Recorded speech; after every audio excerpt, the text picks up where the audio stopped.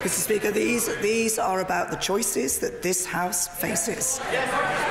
The legal default in UK and EU law remains that the UK will leave the EU without a deal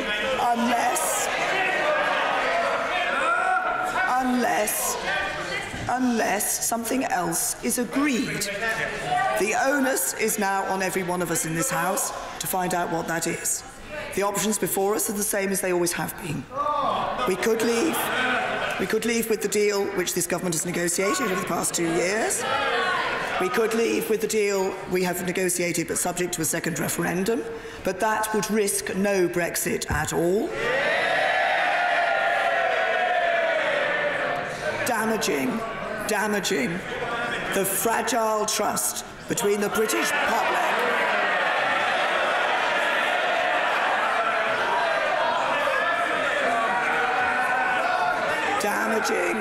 damaging the fragile trust between the British public and the members of this House. We could seek to negotiate a different deal. However, the EU has been clear that the deal on the table is indeed the only deal available. Mr. Speaker, I also confirmed last night... Order. The great likelihood, I await further comment, but I think I can say this without fear of contradiction, is that there will be further opportunities for these matters to be debated. But in the immediate term, please, let us have some courtesy. Of that I think we can be sure. There will be further debate on these matters. The Prime Minister. Mr. Speaker, I also confirmed last night that if the House declined to approve leaving without a deal on the 29th of March 2019, the Government would bring forward a motion on whether the House supports seeking to agree an extension to Article 50 with the EU, which is the logical consequence of the votes over the past 2 days in this House.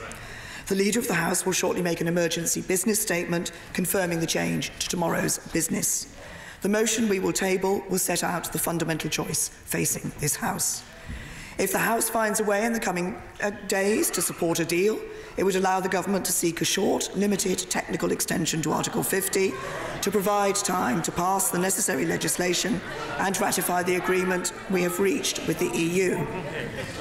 But let me be clear, such a short technical extension is only likely to be on offer if we have a deal in place.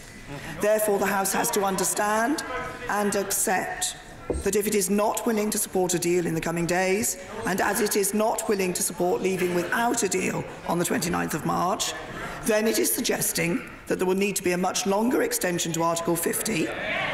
Such an extension would undoubtedly require the United Kingdom to hold European Parliament elections in May 2019.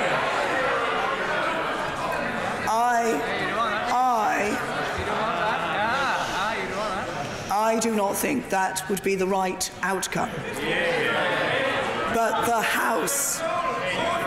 House needs to face up to the consequences of the decisions it has taken.